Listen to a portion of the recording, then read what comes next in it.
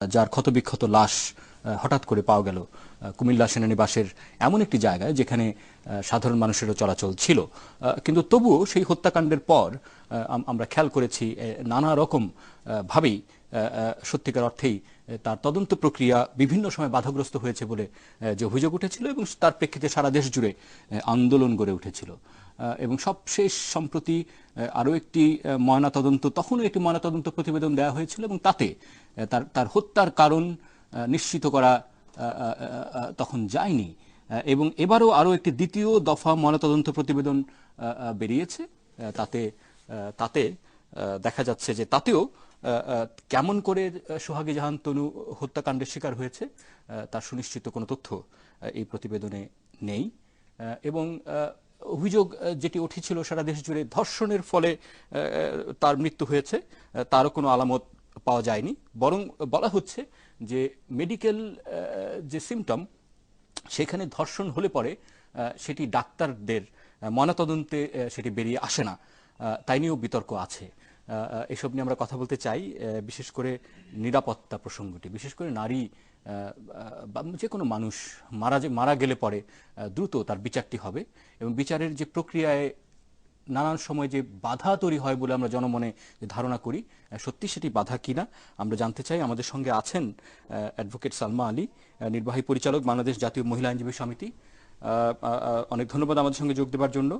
আমাদের সঙ্গে আছেন মেজর জেনারেল অবসর আব্দুর রশিদ, নিরাপত্তা ও রাজনীতি বিশ্লেষক। আপনাদের দুজনকে অনেক অনেক ধন্যবাদ আমাদের এই আলোচনায় যোগ দেওয়ার জন্য। এবং একই সঙ্গে আমরা জানি যে আপনারা যারা এই মুহূর্তে শুনছেন তারা তো আছেনই, কোনো প্রশ্ন থাকলে আমি যদি ভুলে যাই বিশেষ করে দয়া করে প্রশ্ন করবেন। আমার মনে হয় আমরা আলোচনায় দ্রুত ঢুকি। অ্যাডভোকেট সালমা আলী, দ্বিতীয় ময়নাতদন্তের প্রতিবেদন নিয়ে প্রশ্ন কি উঠলো আসলে? ধন্যবাদ। আসলে আমরা যেটা বলি সাধারণত আইন তার নিজস্ব গতিতে চলবে। আবার আমরা এটাও বলি যে জাস্টিস দিলে জাস্টিস ডিনাই। তা এখন এখানে স্পেসিফিক আমরা জানি যে ময়নাতদন্তর যে আইন আছে, যে থানায় প্রথম বিপি ফর্ম ফিল আপ করে যেটা তৈরি হবে এবং তারপরে সেখানে স্পেসিফিক যেই সুরত হালের রিপোর্ট যেটা থাকবে সেটা নিয়ে একজন কনস্টেবলের মাধ্যমে থানার থেকে যাবে, মেডিকেলে যাবে এবং সেখানে মেডিকেল অফিসার সেটাকে নিয়ে এবং স্পেসিফিক তার ফরেন্সিক যে রিপোর্টটা নিয়ে সে একটা ফর্ম ফিল আপ করে তারপরে রিপোর্টটা দেবে।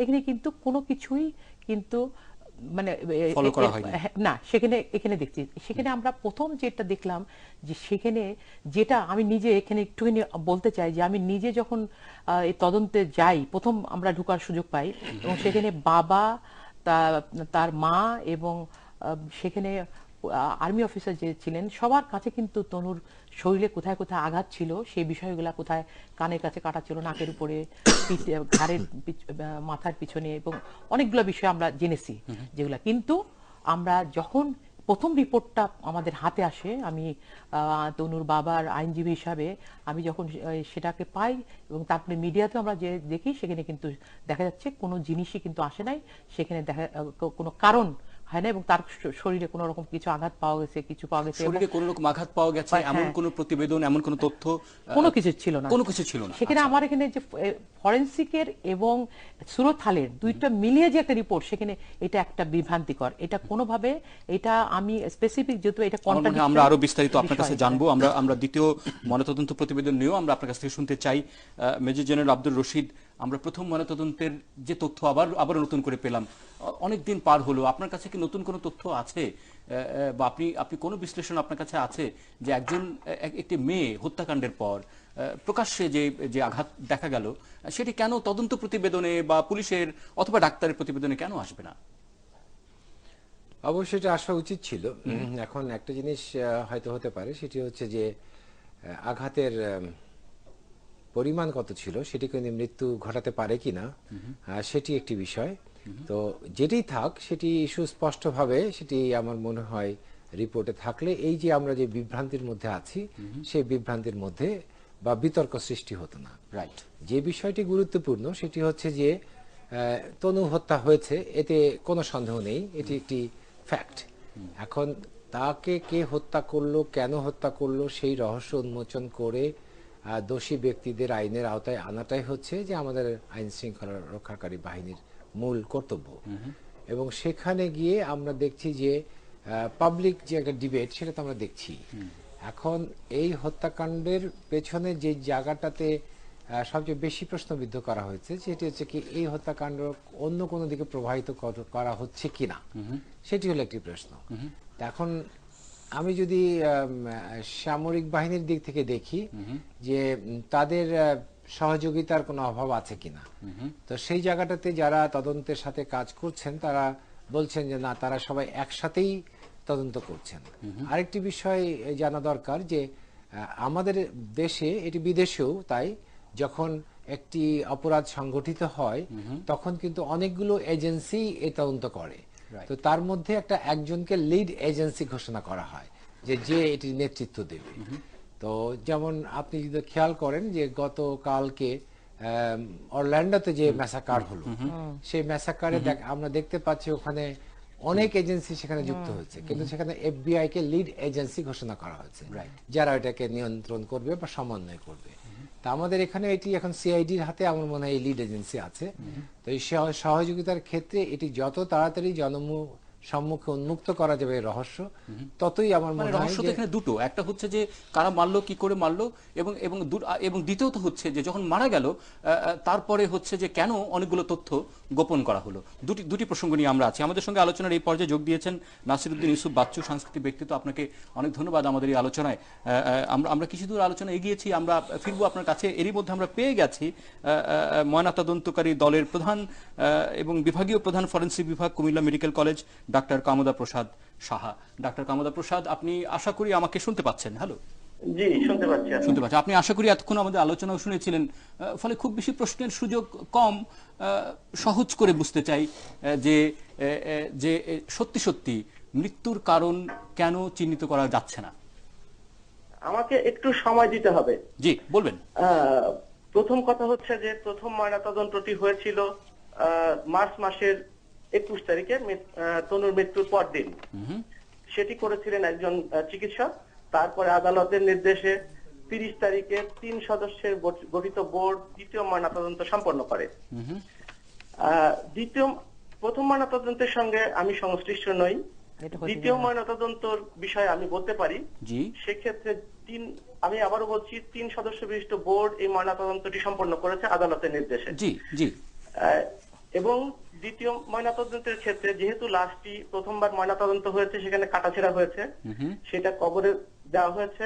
10 দিন পরে কবর থেকে লাশ তোলা হয়েছে এবং এই ওয়েদারটা এখন গরমের সময় লাশটা পচে গেছিল, ডিকম্পোজ হয়ে গেছিল। সুতরাং দ্বিতীয় ময়নাতদন্তকারী বোর্ড ওই লাশ থেকে কোনো ধরনের নতুন ইনজুরি বা আঘাতের শনাক্ত করার মতন অবস্থায় ছিল না লাশটি।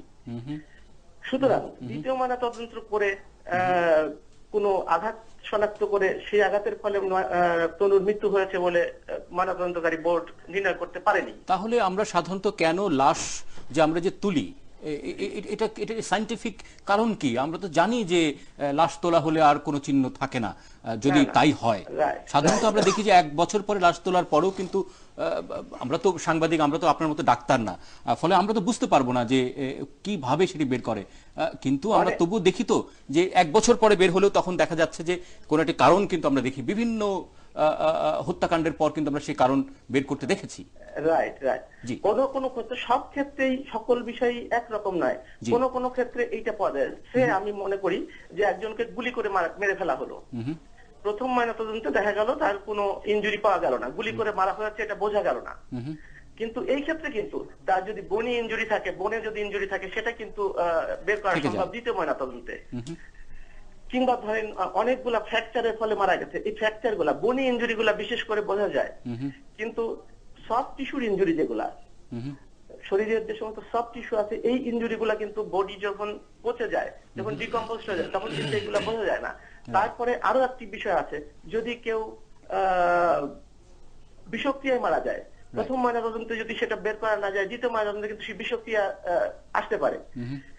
যেমন আপনারা অনেকেই হয়তো জানেন যে ইয়াসির আরাফাতের লাশ অনেকবার তোলা হয়েছে কবর থেকে। ডক্টর কামদা প্রসাদ, বিষয় আছে। জি জি, ডক্টর, আর দ্বিতীয় কথা হচ্ছে, দ্বিতীয় প্রশ্নটা এসেছে যে ধর্ষণ সংক্রান্ত না, বিষয়। আমরা সেখানে আসিনি এখনো, আমরা একটু পরে যাব সেখানে। আমরা হত্যার কারণেই আছি এখনো, যে যদি বিষক্রিয়া না হয়, যদি গুলি না হয়, যদি মানে তাহলে অন্য কি কারণে একটা মানুষ আসলে মারা যেতে পারে? আমি একটা প্রশ্ন করতে চাই ওনাকে। আমাদের সঙ্গে আছেন অ্যাডভোকেট সালমা আলী, তিনিও বোধহয় একটু সংযুক্ত করতে চান আপনি প্রশ্ন করতে চাই যে আমরা জানি যে আন্তর্জাতিক ফরেনসিক আইন অনুযায়ী যতক্ষণ পর্যন্ত কোনো খুনের যদি কারণটা না জানা পর্যন্ত লাশ তো কবর দেওয়া হবে না। যদি না পাওয়া যায় তখন আরো এক্সপার্ট দিয়ে আরো তারপরে আরেকটা তদন্ত করা হবে, আরো যেটা যে আপনি প্রথমে নিজেই বললেন যে একজনকে দিয়ে করা হচ্ছে, তখন যদি কিছু না পায়, তখন কারণটা যদি না হয়, তাহলে আপনাদের একটা তখনই কেন কমিটি করে তারপরে সেই তদন্ত সেটা করা হয় নাই কেন, এই বিষয়টা আমার প্রশ্ন। দ্বিতীয় কথা, আপনি যদি আপনার আন্ডারে যে থাকে সে যদি একটা ময়না তদন্ত করে, তাহলে কিন্তু তার দায়ভার কিন্তু আপনাকেও নিতে হবে, কারণ একটা টিম কিন্তু কাজ করে এবং একটা মেডিকেল কলেজের ভিতরে সেখানে যে সেই দায়িত্ব উনি নিচ্ছেন, ডক্টর কামরুল প্রসাদ সেই দায়িত্ব নিচ্ছেন, ইনি বিভাগীয় ময়নাতদন্ত দলকারের প্রথমবার যেটা বলছিলেন উনি জানেন না, ওইটার সঙ্গে জড়িত না, যে বিষয়টা বলছিলেন সেটার জন্য আমি বলছি। আপনি শুনছিলেন, আমাদের দুটো প্রশ্ন জড়িয়ে গেল কিনা, আপনার উত্তর দিতে অসুবিধা হবে কিনা? ডক্টর কামরুল প্রসাদ জি বলবেন। আমি চেষ্টা করি বলবেন। প্রথম কথা হচ্ছে, মাননীয় অ্যাডভোকেট মহোদয় যেটা বলেছেন, আমাদের দেশের ময়নাতদন্ত যিনি ময়নাতদন্ত করেন, কোর্টের কাছে তিনি দায়বদ্ধ ওই ব্যাপারে যে কোনো উত্তর দিতে, ওই ব্যাপারে সাক্ষ্য দিতে। যিনি ময়নাতদন্ত করবেন তিনি কোর্টের কাছে দায়বদ্ধ। এখানে কিন্তু অন্য কাউকে তাকে সুপারভাইজ করার বা তাকে কোনো উপদেশ আদেশ দেওয়ার কোনো সুযোগ নেই। সুতরাং প্রথম ময়নাতদন্তের ব্যাপারে আমি ব্যক্তিগতভাবে কোনো কমেন্ট করতে পারবো না। এইটা যিনি প্রথম ময়নাতদন্ত যিনি করেছেন উনি করেছেন। আচ্ছা, এবার দ্বিতীয় উনি মৃত্যুর কারণে আমরা ছিলাম। অ্যাডভোকেট মহোদয় যেটা বলেছেন যে কোনো কারণ না পাওয়া গেলে কেন আবার বডি সংরক্ষণ করা হয়নি, রাইট। এইটা আমাদের দেশের নিয়ম অনুযায়ী কখনোই এইভাবে, উনি ঠিকই বলেছেন, বিদেশে এটা হয়, বিদেশে আরো অনেক কিছু হয়, কিন্তু আমাদের দেশের নিয়ম অনুযায়ী এইভাবে কখনোই বডি সংরক্ষণ করার কোনো বিষয় থাকে না। আমাদের এখানে উনি যেটা বলেছেন যে পুলিশ লাশ নিয়ে আসে, ময়নাতদন্ত করার পর পুলিশের কাছে লাশটি হস্তান্তর করা হয়। আমাদের পুলিশ সংশ্লিষ্ট কাগজপত্র সহ মর্গে লাশ নিয়ে আসে, মর্গের দায়িত্বপ্রাপ্ত কর্মকর্তা যিনি থাকেন তিনি ময়নাতদন্ত করেন এবং সেখানে একটা কমান্ড সার্টিফিকেট, সিসি বলা হয়, সিসিতে সই করে তিনি ওই লাশটি কাগজপত্র সহ ওই সংশ্লিষ্ট পুলিশের কাছে হস্তান্তর করেন। পুলিশের দায়িত্ব তখন সেটা পরিবারের কাছে দেওয়া, অথবা যদি অজ্ঞাত লাশ হয় তাহলে আঞ্জুমানে মহিদুল্লাহর কাছে দিয়ে সেটাকে সৎকার করার ব্যবস্থা করা। কিন্তু এটি তো একটা সেনসিটিভ কেস ছিল, এটি ভীষণ রকম একটি সেনসিটিভ কেস ছিল, এবং ততদিনে কিন্তু মিডিয়াতে সেটি এসেছিল, এবং যে কোনো ক্ষেত্রেই হোক একজন মানুষের মৃত্যুর কারণ যদি খুঁজে পাওয়া না যায়, তাহলে তো স্বাভাবিক প্রক্রিয়া কি নয় যে দ্বিতীয় দফা তদন্ত বা দ্বিতীয় দফা অনুসন্ধানের প্রয়োজন থাকে কিনা? শাকিল, আমার এখানে নাসিরুদ্দিন ইউসুফ বাচ্চু আছেন, আপনি বোধহয় যোগ করতে চান, জি বলবেন। আমি জানতে চাচ্ছিলাম যে তনু তো মারা গেছে, আমরা সবাই জানি, এবং তাকে হত্যা করা হয়েছে, সেটি আমরা সংবাদ মাধ্যমে জেনেছি, তার পরিবার থেকেও জেনেছি। এখন আপনারা তদন্ত করে দেখলেন যে তার যৌন সংসর্গ হয়েছিল, এটা বললেন, আপনারা ধর্ষণের কথা বললেন না। ঠিক আছে, আপনাদের ডাক্তারি শাস্ত্র হয়তো সেটি বলার সুযোগ নেই, কিন্তু তনু যে মারা গেছে এটা সত্যি, এবং কি কারণে মারা গেছে সেটি হত্যাকাণ্ড, সেটি প্রথম থেকে পুলিশের রিপোর্টে আছে, আপনাদের তদন্তেও আছে, প্রথম যেটি হয়েছিল। আপনার এখানে আসার পর আপনার যে স্টেটমেন্ট আমরা পত্রপত্রিকায় দেখছি, যদি সেটা ঠিক হয়ে থাকে, আপনি বলেন যে তাকে হত্যার কোনো আলামত আপনি পাননি, তাহলে তনু মারা গেল কি করে? আপনার কি মনে হয় ডাক্তার হিসাবে? দুটো প্রশ্ন আপনার কাছে আছে ডক্টর কামরুল প্রসাদ, আশা করি আমরা আপনাকে পাবো। একটা বিরতির সময় আমাদের হয়েছে, আশা করি আমরা বিরতির পর আপনাকে আমরা পাচ্ছি, আবারও ফিরছি একটা ছোট্ট বিরতির পর।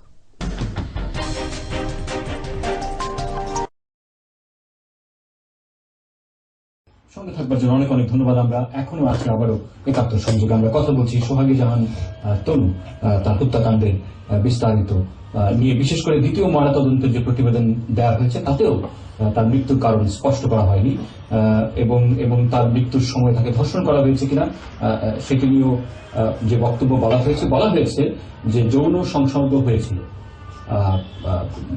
এর উত্তরে প্রধান এই ময়নাতদন্তকারী দলের প্রধান ফরেনসিক বিভাগীয় প্রধান ডক্টর কামদা প্রসাদ সাহা তিনি সাংবাদিকদের বলেছেন কিছুক্ষণ আগে আমাদের সঙ্গে তিনি যুক্ত ছিলেন। আশা করি আবারও আমরা ওনাকে খানিকক্ষণের মধ্যেই পেয়ে যাব।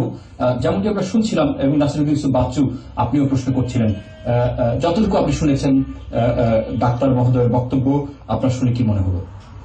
আমার কাছে একেবারেই কনভিন্সিং না। আমার মনে হচ্ছে যে উনি কিছু গোপন করছেন। এটি আমি একজন সাধারণ মানুষ হিসেবে আমার এই সন্দেহটা আছে, এবং বাংলাদেশের বেশিরভাগ মানুষের এই সন্দেহ থাকে না, স্বাভাবিক। এটি কি সঠিক নয় যে তিনি যে কথাটি বলছিলেন যে যদি হত্যাকাণ্ড খুব আঘাতের ফলে হয় সেক্ষেত্রেই হয়তো জানা সম্ভব হবে, হয়তো এমন কোনো কারণে হত্যাকাণ্ডের শিকার তিনি হননি যে যার কারণ হয়তো তিনি এখন পর্যন্ত বের করতে পারছেন না। আমরা এর মধ্যে পেয়ে গেছি ডক্টর কামদা প্রসাদ সাহা, আপনি শুনতে পাচ্ছেন আমাদেরকে আশা করি? আমি শুনতে পাচ্ছি আপনাদেরকে। আচ্ছা জি, আপনার বিরতি ঠিক আগে যে প্রশ্নটি ছিল, তাহলে কেমন করে মারা গেল সোহাগী জাহান তনু? সোহাগী জাহান তনু কেমন করে মারা গেছে এইটা আমরা দ্বিতীয় ময়নাতদন্ত বোর্ড এবং প্রথম ময়নাতদন্ত উদ্ঘাটন করা সম্ভব হয়নি। অনেক ক্ষেত্রেই এরকম সম্ভব হয় না। আমি একটি উদাহরণ আপনাদেরকে দিই। ধরুন একজন মানুষকে পেটের মধ্যে ছুরি মেরে ফেলা হলো, তাকে কবর দিয়ে রাখা হলো, 2 মাস পরে তার কবর থেকে উঠানো হলো এবং সেখানে দেখা গেল শুধুমাত্র হাড় গোড় পাওয়া গেল। এই ক্ষেত্রে কিন্তু এই 2 মাস পরে শুধু হাড় গোড় পেয়ে ওই ময়নাতদন্তকারী চিকিৎসক কিন্তু তাকে পেটে ছুরি মেরেছিল এইটা বলতে পারবেন না, কিন্তু তার কি বিচার হবে না? তার কিন্তু বিচার হবে। তদন্ত পারিপার্শ্বিক তদন্ত করে আমরা যেটা কিনা বলেছি ময়নাতদন্তের রিপোর্টে, দ্বিতীয় ময়নাতদন্তের রিপোর্টে, সার্কমস্টেন্সিয়াল এভিডেন্স এবং ফার্দার ইনভেস্টিগেশনের মাধ্যমে তার মৃত্যুর কারণ সম্পর্কে জানা যাবে। তো সব ক্ষেত্রে যে শুধুমাত্র আরেকটি বিষয় হচ্ছে ময়নাতদন্ত বিচারিক প্রক্রিয়ার একটি অংশ মাত্র। সেখানে যে আসামি তাদের স্বীকারোক্তি বা তাদের কাছ থেকে যে সমস্ত সাক্ষ্য প্রমাণ, অন্যান্য সাক্ষ্য প্রমাণ, এই সবকিছু মিলিয়ে তাকে ময়নাতদন্ত রিপোর্ট সাপোর্ট করে মৃত্যুর কারণ সম্পর্কে সম্পর্কে।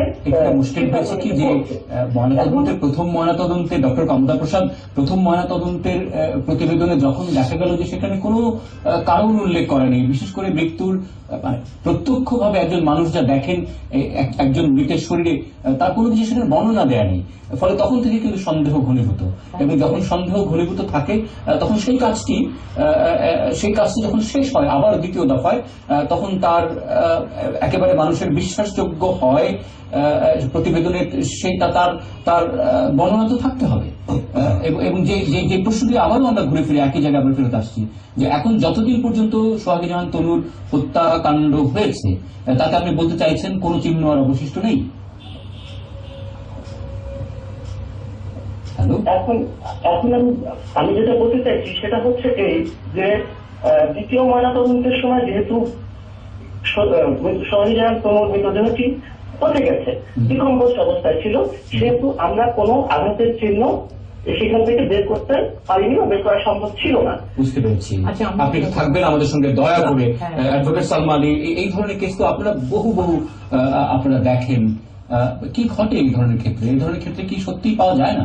আচ্ছা, আমি যেটা হলো সুরত থারের রিপোর্ট আছে, তারপরে তনুর বাবা মা ওখানকার আর্মি অফিসার যে ছিলেন তাদের মুখে আমি নিজে শুনেছি, এবং আপনারা যখন আপনি যখন আপনার দায়িত্ব নিতে চাচ্ছেন না, আপনার যে ডাক্তার করেছিল সে কোনো কিছু পায় নাই, এবং এই যে জিনিসগুলোর কথা আমি আগে বললাম এখন দিতে পারি, তারপরেও কোনো কিছু পাওয়া গেল না, এটা সত্যি দুঃখজনক। আর আমি প্রথমটাই বলে না, প্রথমটা আমি কিন্তু ছাড়বো না। প্রথমটাতে যে আলামত গুলা থাকতে তার কাপড় চোপড় থেকে আরম্ভ করে ওগুলো তো আমি যেটা পুলিশের কিন্তু উনার বডিতে যে আলামত গুলা বারবার বলছে সেইগুলো ছিল, কিন্তু সেখানে হয় নাই। আমার কথা তনুর, আমার সবচেয়ে খারাপ লাগে, তনু মরেও কিন্তু তার শান্তি হয় নাই। তনু এখানে কিন্তু আমরা একটা শুধু ধর্ষণ না, যেখানে 3-4 জন এটার সঙ্গে জড়িত ছিল সেখানে স্পেসিফিক এই বিষয়টা, এবং এখানে দেখা হচ্ছে সেক্সুয়াল ইন্টারকোর্স এটা বলা হচ্ছে। তার মানে তো আমরা দেখি ধর্ষিত মেয়েদেরকে সেকেন্ড টাইম ভিক্টিমাইজ হয় যখন তাদের পরীক্ষা হয়। এইখানে কিন্তু তনু মরেও এখন পর্যন্ত সে কিন্তু ধর্ষণ না, সেটি ইন্টারকোর্সে অন্যভাবে কোনো অবৈধভাবে কিছু করেছে, এই বিষয়গুলো কিন্তু উঠছে। অতএব এইটা আমার কাছে মনে হয় এই বিষয়গুলো কিন্তু আমাদের দেখা উচিত। একটা মৃত মানুষের প্রাইভেসি প্রোটেকশন, এগুলো আমরা ডেফিনেটলি দেখবো। আমরা মিডিয়া কিন্তু এত কথা বলতে চাই, আমরাও মনে করি আইনজীবী হিসাবে আমারও এত কথা বলতে চাই না, কিন্তু কেন বলছি আমরা, কেন বলছি এই বিষয়টা কিন্তু একটা বিরাট বিষয়। কারণ আমরা বিচার তার জায়গায় যাচ্ছে না, ইনভেস্টিগেশন হয় না। এখন কিন্তু আরো বিষয় আছে ডিএনএ, কিন্তু আমরা বলছেন ডক্টর যে কথাটি বলছেন তিনি তার একটি যুক্তি উপস্থাপন করেছেন। আমি বলছি সেই যুক্তির আমরা ইমোশনালি অনেক কথা বলতে পারি, কিন্তু উনি যে কথাটি বলছেন যে ডিকম্পোস্ট হয়ে গেলে পরে আর কোন প্রমাণ পাওয়া যায় না। আপনার অভিজ্ঞতা থেকে ডক্টর সালমা, অ্যাডভোকেট সালমা, আপনি তো কিছুই না আলামতের জন্য, আপনি তো একটা হলো ডিএনএ, এটা তো পাওয়া গেছে, সেটা তো আছেই। যেটা ডিএনএ একটা বিরাট বলে, এখন সাক্ষ্য আইনে ডিএনএ ফরেন্সিকটা একটা বিরাট বড় এভিডেন্স। বুঝতে পেরেছি।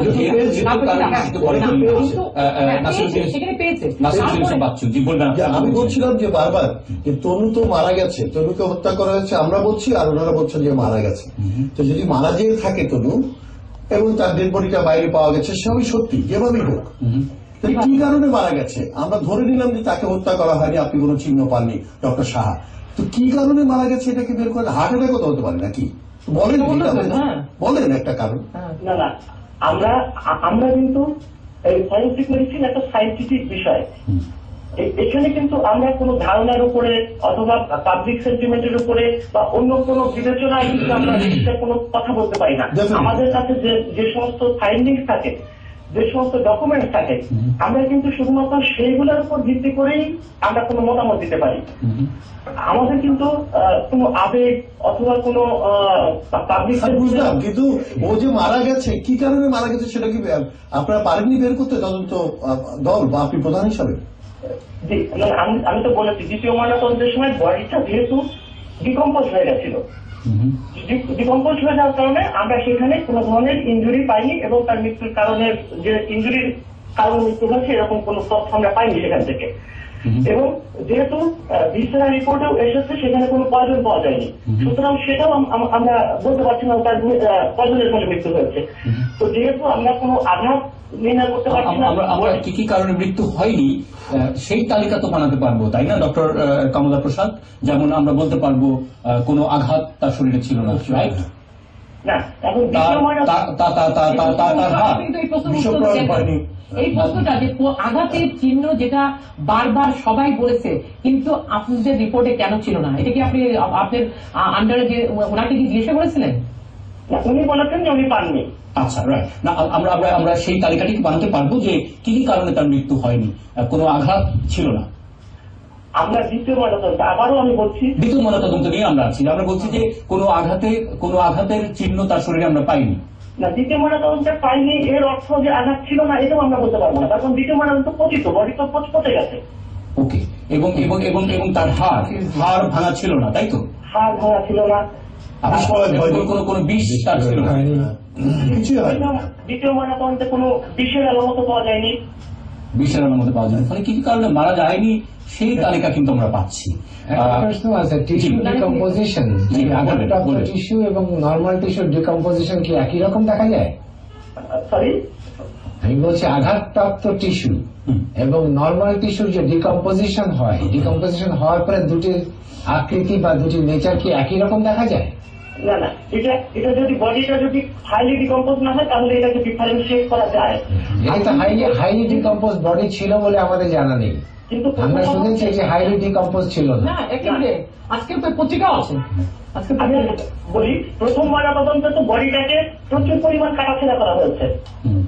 প্রথম ময়নাতদন্তে যেহেতু বডিটাকে প্রচুর পরিমাণ কাটাছেড়া করা হয়েছে, কোনো কিছু পান নাই। প্রথম ময়নাতদন্তের সময় কিভাবে প্রথম ময়নাতদন্তের সময় কিভাবে কাটতে হয় আমরা তো জানি, আমি খুব বেশি জানি তাও বলা ঠিক হবে না, যতদূর জানি একটি লম্বা ভাবে কাটা হয়। এই অনুষ্ঠান করাটা খুব মুশকিল, আমরা এমন ভাবে কাটাছেড়া করছি, একজন মৃত মানুষকে আমরা নিজের কষ্ট হচ্ছে সব বলতে, কিন্তু আমরা বলতে বাধ্য হচ্ছি।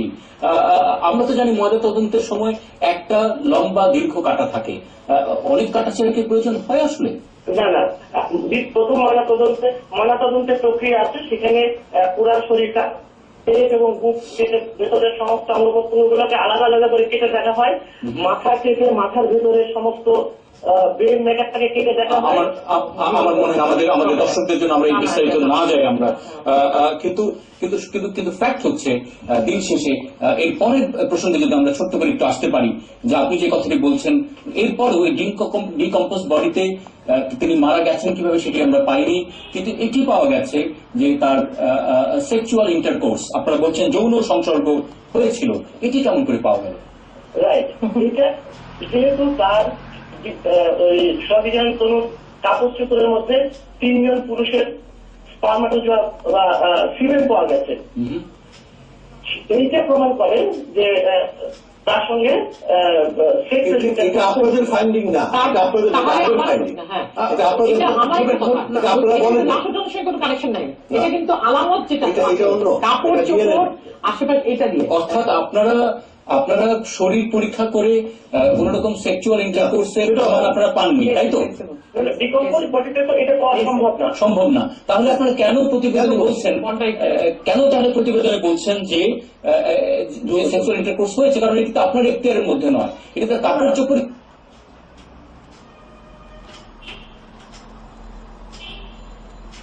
কি পাওয়া গেছে সেটা পুলিশের বিবেচনা। আচ্ছা, আমি বলি এই ব্যাপারটা আমি বলি। আসলে ময়নাতদন্ত কিন্তু শুধুমাত্র examination of the dead body নয়, ময়নাতদন্ত includes even visiting the scene of crime. Scene of ক্রাইমে কিন্তু আমরা গিয়েছি, সেখান থেকে আমরা তথ্য নিয়েছি, তারপরে কেমিক্যাল অ্যানালিসিস, সকল রকম পরীক্ষা নিরীক্ষার রিপোর্টই ময়নাতদন্তের প্রতিবেদন প্রস্তুত করার সময় বিবেচনা করা হয়। যত রকম পরীক্ষা নিরীক্ষা আছে, আপনারা যদি এই যে মাইকেল জ্যাকসনের ময়নাতদন্ত রিপোর্টটা ইন্টারনেটে দেখেন, দেখবেন শত শত পরীক্ষা করা হয়েছে সেখানে। তো সকল রকম পরীক্ষা নিরীক্ষা রিপোর্টই এই ময়নাতদন্তের বোর্ড বিবেচনা করেছে। তারা সিন অফ ক্রাইমে গিয়েছে, সেখান থেকে তথ্য নিয়েছে, সকল বিষয় প্রথম ময়নাতদন্তের রিপোর্ট বিবেচনায় নিয়েছে, প্রথম ময়নাতদন্তের আগে যে স্লোথল দেওয়া হয়েছিল সেটা বিবেচনা করা হয়েছে, দ্বিতীয় ময়নাতদন্তের সময় যে স্লোথল দিয়েছিল সেটা বিবেচনা করা হয়েছে। সকল বিষয়ই এই দ্বিতীয় ময়নাতদন্তের গঠিত 3 সদস্যের বোর্ড সার্বিকভাবে বিবেচনা করেছে। আমি একটা কথা বলতে চাই, যদি আমিও যেটা দিয়ে আরম্ভ করেছিলাম যে প্রথমে যে সুরতহালের রিপোর্ট, তারপরে স্পেসিফিক আপনিও যে কথাগুলো বলছেন কাপড় চোপড় বিভিন্ন আলামতরা, এটা কিন্তু প্রথম তদন্তের সময় কিন্তু পেয়ে গেছে, কারণ এই লাশের পরে কিন্তু এই জিনিসগুলো আসে নাই। কাপড় চোপড় কিন্তু আগে আলামত হিসাবে রয়ে গেছে, তারপরে তারা ওই সুরতহালটা দেখে সেই রিপোর্ট দেখছে। তার মানে আমরা পরিষ্কার যে প্রথম ময়না তদন্তে অনেক কিছু গোপন করা হয়েছিল, এগুলো কিন্তু আপনার কথাতে এখনই বেড়ে যাচ্ছে, এবং এগুলো কিন্তু আমরা বুঝতে পারতেছি যে ওইটা লাশের সঙ্গে এটা কানেকশন নেই। এগুলো কিন্তু এই যে পারিপার্শ্বিক যে ইয়েগুলো আছে, আলামত গুলো আছে, সেগুলো নিয়েই কিন্তু আপনারা সবগুলো মিলাই সেকেন্ড রিপোর্টটা দিয়েছেন। তো অতএব সেখানে প্রথমবার অনেক কিছু লুকানো হয়েছে এবং পরের বারও অনেক কিছু লুকানো হয়েছে, এখনো হচ্ছে, যেটা একটা হতে পারে, হতে পারে। আমরা যেহেতু উত্তর শুনলে আমাদের প্রতি উত্তর দেওয়ার কথা, সেটি আমরা দেই। আমরা মন্তব্য করতে ডক্টর কমলা প্রসাদ আরেকটু ছোট্ট একটুখানি সংযুক্তি আমার আছে, সেটি হচ্ছে যে আপনি সার্কামস্টেন্সেস বিবেচনা করে আপনি যৌন সংসর্গ বলে দিলেন, কিন্তু সার্কামস্টেন্সেস বিবেচনা করে তার চুল কাটা ছিল, তার নাক লাগানো ছিল, তার কানে আঘাত ছিল, তার পুরো শরীরে আঘাত ছিল, এগুলো সবই ছিল। তাহলে এই সার্কামস্টেন্সেস বিবেচনা করে আপনার ধর্ষণ বলতে আপনার অসুবিধা কোথায় ছিল? 3 জন মানুষ। আমি বলি, এই প্রশ্নের উত্তরটা আমি বলি। এটা আমাদের যে বলেছেন যে এটা আসলে ধর্ষণ is not a medical term. ধর্ষণ কিন্তু ভালো এটা লিগ্যাল টার্ম, এটা আপা ভালো করেই জানেন। ধর্ষণের ডেফিনেশন পেনাল কোডে আছে, নারী ও শিশু নির্যাতন দমন আইনে আছে। Even just mere penetration of the penis into the vulva constituted. তাছাড়াও আপনি কাছে যদি ভয় দেখায়, যদি বলেন যে ভয় দেখায়, যদি তার সঙ্গে সেক্সুয়াল ইন্টারকোর্স করেন, সেটাও ধর্ষণ। সুতরাং আমরা কিন্তু আমাদের মেডিকেল লিগ্যাল রিপোর্টে কখনোই ধর্ষণ হয়েছে এই কথাটা লিখি না। আমরা বলি রেপ হয়েছে এটা বলি না, আমরা বলি সেক্সুয়াল ইন্টারকোর্স হয়েছে কি হয় নাই। না, এখানে আরো একটি কথা আছে। ঢাকা মেডিকেলের যে প্রধান, তার বক্তব্য আমি মিডিয়াতে পড়েছি, তিনি বলছেন একটি বাড়তি শব্দ যোগ করা হয়, সেটি হচ্ছে জোর করে যৌন সংসর্গ। জোর করে এই শব্দটি তো বোধ হয় ঢাকার অনেকগুলো ময়নাতদন্ত প্রতিবেদন আমরা পেয়েছি। না, আমরা আমরা আমরা যখন দ্বিতীয় ময়নাতদন্ত করেছি, দ্বিতীয় ময়নাতদন্ত কিন্তু যেহেতু তার বডিটা পতিত ছিল, সেজন্য কিন্তু জোর করা স্ট্রাগল বা এই ধরনের ফোর্সফুল কোন বিষয়ের আলামত আমরা সেখান থেকে উদ্ধার করতে পারিনি। সুতরাং আমাদের কাছে একটাই অপশন থাকে যে ইন্টারকোর্স, সেক্সুয়াল ইন্টারকোর্স তার ছিল কি ছিল না। আমাদের কাছে অপশনটা শুধু গ্যাং রেপ। আমার মনে হয় আমরা আমাদের চিকিৎসা ব্যবস্থা এবং আমার মনে হয় যে আমরা অনেক কিছুতে হাত পা বাঁধা কিনা, নাকি আমরা সত্যি অন্য কোথাও বাঁধা, এখনো বোধহয় আমাদের একটু বুঝতে বাকি রয়ে গেল। একটা ছোট বিরতির সময় আমাদের হলো, সঙ্গে থাকবার জন্য অনেক অনেক ধন্যবাদ। আমরা আছি একাত্তর সংযোগে এবং আমরা বিরতির ঠিক আগে সোহাগী জাহান তনুর, যিনি ময়নাতদন্ত তদন্ত করেছেন, ডক্টর কামদা প্রসাদ, আমরা আপনার কথা শুনছিলাম, নানা রকম কথা আমরা শুনছিলাম, এবং শুনতে শুনতে একটা পর্যায়ে মনে হচ্ছিল আমরা বোধহয় আমাদের চিকিৎসা ব্যবস্থা কি বাধা, নাকি আমাদের মানসিকতা বাধা। এই দ্বন্দ্ব এখনো কিন্তু আমাদের গেল না। আমরা আমাদের অনুষ্ঠানের শেষ পর্যায়ে আছি। আমাদের সঙ্গে এখন যোগ দিয়েছেন আনোয়ারা বেগম, নিহত সোহাগী জাহান তনুর মা। আমি দুঃখিত, আমাদের এই ভয়ঙ্কর কথাবার্তা আপনি বোধহয় এতক্ষণ টিভি সেটের সামনে শুনছিলেন। আপনি যখন শুনছিলেন, আমি জানি আপনার কেমন লেগেছে, কিন্তু ডাক্তার যে কথাগুলো বলতে চাইছে, ডাক্তার তো ডাক্তারি ভাষায় বলে, আনোয়ারা বেগম। কিন্তু আপনারা লাশের অবস্থা যতদূর সে সময় কেমন শুনেছিলেন? হ্যালো, হ্যালো, আপনি শুনছেন আমাকে? আনোয়ারা বেগম, আপনি আমাকে শুনছেন? আমরা আশা করি আমরা কিছুক্ষণের মধ্যে আবার আমরা আপনাকে পাবো। মেজর জেনারেল অবসর আব্দুল রশিদ, আপনি শুনছিলেন কিছুক্ষণ আগে ডাক্তার মহোদয়ের বক্তব্য। আমার কাছে যেটা মনে হয়েছে সেটি হচ্ছে যে আমরা বোধহয় বিশ্ব থেকে অনেক পিছিয়ে আছি। কারণ এই ধরনের যেসব জায়গাতে হত্যার কারণ শনাক্ত করা সম্ভব হচ্ছে না বলে ডাক্তার সাহেব রিপোর্ট দিয়ে দিচ্ছেন, আমার মনে হয় এখানে আমাদের আরো উন্নত জ্ঞানে সমৃদ্ধ হতে হবে, উন্নত প্রযুক্তি আনতে হবে। আমরা এই ধরনের উত্তর পেতে আমরা এই মুহূর্তে আর কি খুব বেশি মানতে রাজি না, যেহেতু আমরা এটি কি সত্যি প্রযুক্তি সংকট নাকি অন্য কোন সংকট আব্দুল রশিদ? কারণ কেমন হলো না যে আমরা মানে কাপড় চোপড়ে বীর্য দেখে আমরা বলছি যে যৌন সংসর্গ হয়েছিল।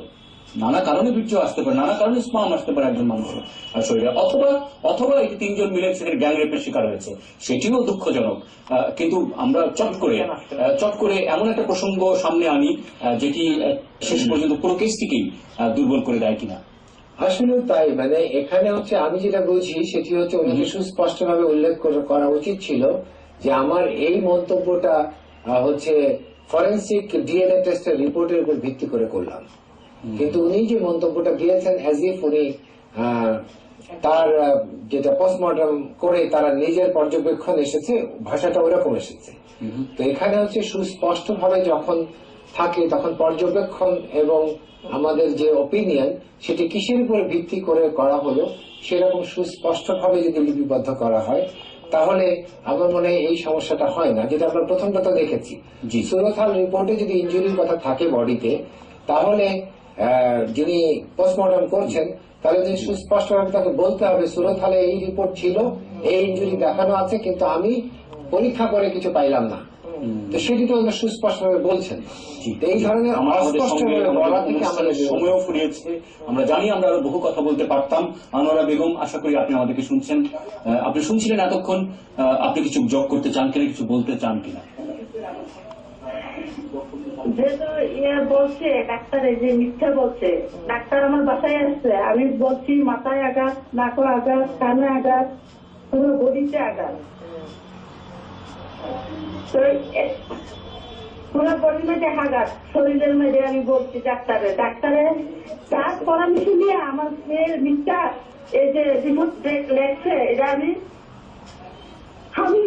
আমার বলার কথা শুনে আমার মেয়ে কোনো শিক্ষা পেলে করে না। অনার্স করে আমার মেয়ে কাছে আগুন পানি মা আমি সব চিনি, আমি সব চিনি মা। আমার তুমি বল লাগতো না বাবার কাছে, বাবা আমি কোনো ছুটি না বাবা, আমি শিক্ষা পেলে করি না বাবা। আমার মেয়ে বলতে কথা, আর আমার মেয়েরা এই ইচ্ছা করছে কোন পরামর্শ আমি এটা বুঝতে পারি না। আমি ডাক্তার কি বিচার চাই, ডাক্তার কেন মিথ্যা কথা বললো, আমি দেখতে বলছি যে কেন লেখো না। আমার বাসায় আমার হাজবেন্ডও বললো, আমিও বললাম, আমার ছেলেরা বললো, আশেপাশে তারা বললো, পুরো এটি লেখলো না। এখন পর্যন্ত আমরা অনুষ্ঠানের সময় বলছে, কমেন্টারও বলছে, তো লেখছে না। আমি বিচার চাই। আবার সেনা প্রধান আসছে গেছে আমার বাসা, আমি গাইয়া কইছে কি চান, আমি কইছি আমার হাজবেন্ড কইছে আমি বিচার চাই। নিশ্চয়ই বিচার প্রক্রিয়া এই ধরনের আমাদের সকলে মিলে যদি আমরা কাজ করি, মিডিয়া, তদন্তকারী কর্মকর্তা প্রত্যেকে যদি আবারও যদি আমরা জোরদার হই, আমরা যদি সত্যিকারে বুঝবার চেষ্টা করি মায়ের বেদনা এতক্ষণ যেমনটি আমরা শুনছিলাম, তাহলে হয়তো আমাদের বোধবুদ্ধি আবার হয়তো খুলবে, তখন হয়তো প্রযুক্তিও আমাদের সহায়তা এগিয়ে আসবে। ধন্যবাদ এতক্ষণ সঙ্গে থাকবার জন্য।